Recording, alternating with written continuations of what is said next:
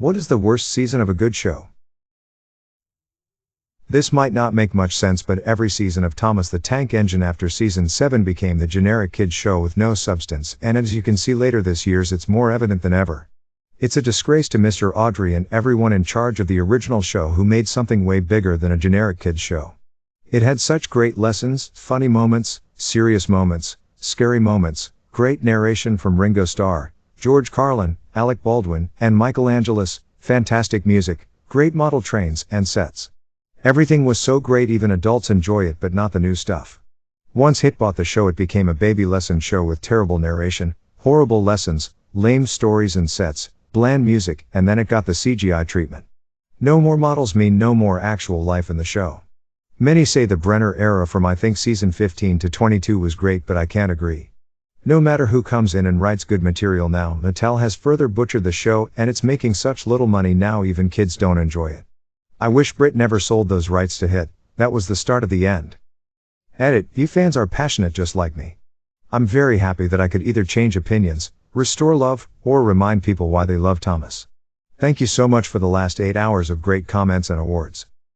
Edit 2, this is and will forever be my highest upvoted comment on Reddit. I love you all who were so sweet. Wherein Dexter totally obliterated the original premise of the show. Which was, in fact, quite a good premise. Season 8 of that 70s show. I try to pretend it doesn't exist. I think there should be a law that stops the CW from making any show for more than 4 seasons at the very most. Parks and Recreation, Season 1 they restarted again in Season 2, most notably making Leslie's character less dumb, and it worked well. These new Beep SpongeBob seasons. Community Season 4. I think it is better than Reddit gives it credit for, but it noticeably worse than the other 5 seasons. The lottery-winning season of Roseanne. It made me so beep mad, not even close to plausible. It especially infuriated that they wrote Dan Connor as a typical cheating spouse that would fall for some bimbo now that he had money after 25 plus years of being faithful to his wife and family. Get real. And then the insult that the entire series was all a story in Roseanne's mind, where she had made the characters into whatever she felt told a better story than her real life, in the final episode, pissed me off beyond belief. Season 2 of Promised Neverland. It went from an interesting and thrilling story on a farm, to going through or skipping the rest of its arcs at the speed of light. Season 9 of The X-Files. Fox execs were greedy and wanted to milk that cow till the last drop. They had no show to replace that would have similar ratings, if what I've read is correct. From what I've read, even Gillian Anderson was ready to move on. I still can't believe it. The X-Files without Mulder. Personally, I liked Season 8 because he was still in it half the season and they wrote around Dee Dee's absence. And the S8 ending was more than satisfactory. But no Mulder all season? What were they thinking? Season 9 of Scrubs. Just no. The final season of House of Cards, undoubtedly, wins the prize for worst season of a good show. They could have made a great season about Claire dealing with Frank's death and legacy. But they rushed. The writing was so bad, the last 2 episodes felt like a cheap horror movie. Every season of Heroes after the first one. That absolutely dreadful Irish arc on Sons of Anarchy. Star Trek TNG Season 1. It's not an absolute dumpster fire, but it's very rough. Season 3 onwards Prison Break. First 2 were insane though. Season 4 of Arrow. They hyped the villain Damien Dark so much, nothing Oliver Green Arrow was doing could match him. And then in the end, 2 words, hope and happiness, and voila, Oliver won. That really sucked. I was so curious to know what he will do to win, but power of hope, love, happiness, didn't see that coming. The 7th season of Once Upon a Time. It wasn't bad, but it was ultimately pointless in the way that it was presented. It was practically a failed imitation and mirror of the show's first season. It wasn't as nearly as charming, magical, or mysterious as the first season. It was just there and felt disjointed. Season 6 of The 100. The show was good, but it went to hell after Season 3. Then it just got worse and worse until they finally ended it after Season 6. Bones after Temperance and Booth got together. I still like it, don't get me wrong, but show lost something. Arrested Development, Seasons 4 and 5. 4 was okay. They just don't come close to the original edit. Thanks for the updates. My most upvoted comment ever. Season 1 of Schitt's Creek was nowhere near as good as the rest, because the season is basically spent setting the stage and describing the characters, who are mostly unbearable until you realize they're absolutely charming under all of that entitlement judgment, the roses, or their unbelievably annoying tendencies, the rest of the population. Schitt's Creek. Trick question. The answer is, every show during the 2007 to 2008 writer's strike. Season 5 to 6 of Flash. All of it is just Barry and Iris show featuring Nora. Season 8 of Dexter. It already got pretty uninteresting apart from Season 7, but Season 8 went downhill in quality from beginning to the end, with quite possibly the worst series finale I have seen, yes, even worse than GOT. Getting Vintage. Final season of Bonanza. Dan.wikipedia.org Wiki Dan Blocker. The actor who plays Haas Cartwright had died from complications of gallbladder surgery.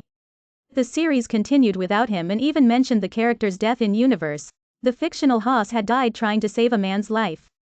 Yet the series wasn't the same without the beloved character. Many fans have never seen the episodes without him because the final season rarely sold in syndication. The Western drama was one of the longest-running U.S. network dramas of all time, and dealt with social issues such as racism in an era when most programs avoided controversy. I'm currently watching The Vampire Diaries. It's not a masterpiece by any stretch, but entertaining enough. Anyway, I'm up to season 7 and I'm thinking Elena hasn't been around for a while. I get she's in a magical coma or whatever, but it's kind of weird she's not woke up yet. Googled it because it was bugging me. The actress quit the show. So I'd say season 7 of The Vampire Diaries, because of whiny Damon. Julian is a bit beep, not at all formidable. Stefan has all but abandoned Caroline, but at least Alaric is still an alcoholic. BBC Sherlock Series 4. Completely off the rails in the worst way possible. Game of Thrones, Season 8. Obvious answer. Clone Wars, Season 1. Not terrible, but they were still finding out what works and what doesn't. Can be forgiven. South Park, Season 20. Essentially S20, Gerald. The whole skank hunt arc dragged on for way too long and it just wasn't that funny. They did a similar thing in S19 with PC Principle, but I feel like it wasn't as bad as 20. Walking Dead, Season 7, but S8 was bad as well. You'd have one good episode at the start and end and maybe one in the middle if you were lucky, and the rest was just boring filler. Thankfully it got better with S9 and 10, but it is dragging on a bit now. The final season of Castle. Promise Neverland Season 2. You know why? Agents of S.H.I.E.L.D., Season 1. It was alright, rather slow start and probably would have been cancelled. Then Captain America: Winter Soldier came out, which affected the show and it really took off. The later seasons got even weirder, but in a good way. Last season of Chilling Adventures of Sabrina. Season 2 of Altered Carbon. The first season was incredible. It didn't shy away from showing literally everything to convey the brutality of that world. This made any sequence or interaction feel much more mature and gritty. The story was unique and interesting, felt fresh. Overall, I loved that first season and will watch it again. Season 2 completely threw that formula out the window. It basically got turned into a borderline PG-13 generic sci-fi action show. It shied away from every element that made the first season so interesting. Instead, this made Season 2 feel a bit generic and uninteresting. Not only that, but I felt the world building was much worse. The locations were a bit generic and bland looking. Lacked the same kind of detail and life from the first season. It lacked character. It was like they just took the minimum core elements from Season 1 and just boiled it down to a handful of simple locations and designs.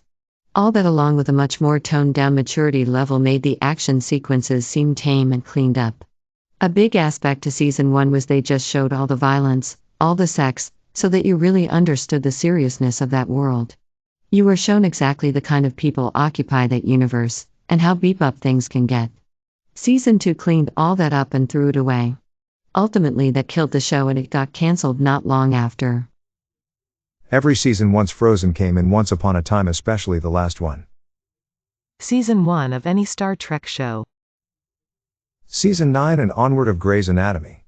I'm on Season 14, but personally anything after Season 9, including itself, it's simply mediocre compared to the previous seasons. S1 and S2 of Killing Eve are beep, but S3 is noticeably different. Each season has had a different showrunner and certain writing character etc. decisions were made for S3 that didn't fit the overall tone of the show, and it showed. I'm hoping that Season 4, which also has a new showrunner, will be closer to S1 and S2. Season 4 of Angel. Did Cordelia dirty. True Detective S2. Nice soundtrack, though. Also, The Office after Steve Carell left. Not bad per se but not as enjoyable.